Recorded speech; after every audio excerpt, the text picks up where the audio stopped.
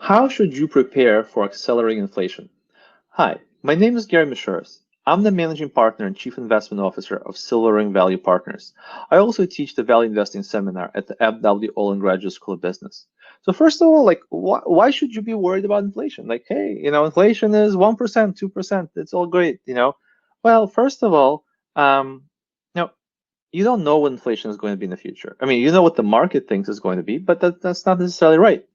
And there are all these newfangled theories, most prominently the modern monetary theory, that say that you can print as much money and it doesn't matter, inflation doesn't accelerate, it's all good. The central bankers can figure it out and they can finesse, taking adding the money in, taking the money out, and it's all going to be fine. And this kind of reminds me of, in the 2000, I think Goldman or someone published this piece saying the death of the cycle, is arguing that, we have mastered the economic cycle so well that the government and the Federal Reserve and all these, powerful actors can, get rid of the recession. And we're just so much smarter and so much better. And that was on the verge of a pretty big downturn.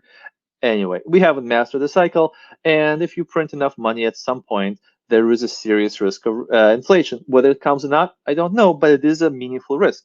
Now, what's the risk? The risk is that your investments will lose purchasing power, right? And how do you protect against it? Well, I don't. By the way, I don't have a perfect answer. I wish I did because it's something that bothers me. There are all these derivative ways to try to bet on that, but I don't know if any of them are particularly good because unless you're willing to put a good chunk of your capital into an outright bet that inflation will accelerate, I'm not sure that they're giving you enough bang for your buck. So let's go back to kind of investing in companies and what characteristics in companies should you be looking for that might protect you from accelerating inflation? Well, first of all, I think that, let's go back to my experience. So I started at Fidelity as a young equity research associate following the specialty chemical companies. And one of the things I observed is how companies fared as oil prices really skyrocketed from the $10 to $20 range to the $100 plus range, right? And the reason I say that is that they're specialty chemical companies buy things that are made based on petrochemicals, based on oil, and they process them, and then they make stuff out of them and sell it to whoever, Walmart, General Motors, and so forth in the supply chain. So then, when their inputs started to see accelerating inflation, who did well, who didn't? Well, the people who had a very fragile competitive advantage or lack thereof didn't do well because the costs accelerated, the costs went up, but their ability to pass that through was not good enough to offset the increase in costs. So their margin, the spread between their revenues and their costs, contracted, and they made less money. And there was one company I remember that, you know, I used to think naively as a young analyst that I could predict the future fairly well. And I remember saying, oh, this company is going to earn $2.50 of mid-cycle earnings, and looking back on it, doing a postmortem, they earned 25 cents. Like, I'll repeat, I thought they were going to make $2.50, and they made 25 cents, 1/10. That's not being off by a little bit. So if any of you guys are sweating a nickel here or there on a year's estimate, you're missing the point. Like, approximately right is the goal. I was way off, not even close, right?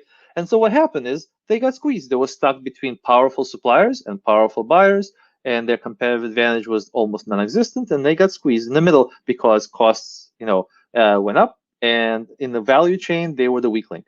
So one way to protect yourself against inflation or accelerating inflation is to own companies that can pass through whatever inflation, have pricing power in real terms. Okay, that's number one.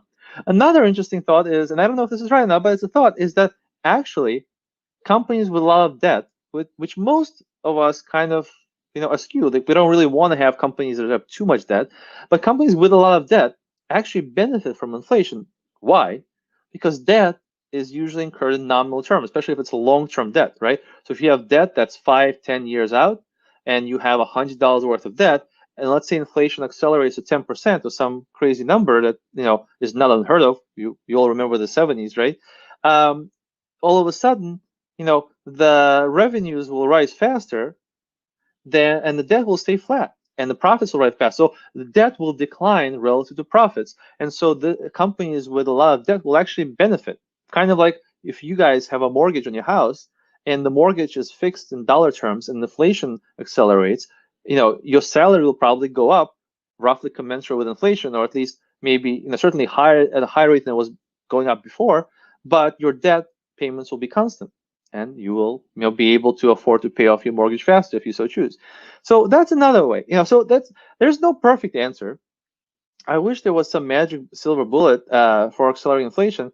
I haven't figured one out. If you have, definitely post a comment below, because I'm very curious, because it is a tail risk at this point, meaning that we have an incoming administration in the US that's very eager to spend money. By the way, so was the last administration. So this is not a political statement. So when at some point, right, the productive capacity of the economy isn't changing very rapidly and it's growing very slowly. We're creating more and more money supply. And there's all this mumbo jumbo about what the velocity of money will do. I don't know. But at some point, there is a real risk that inflation accelerates and that our brilliant kind of financial, masses of the universe miscalculate, and they create inflation, accelerate inflation. So I think it is a risk.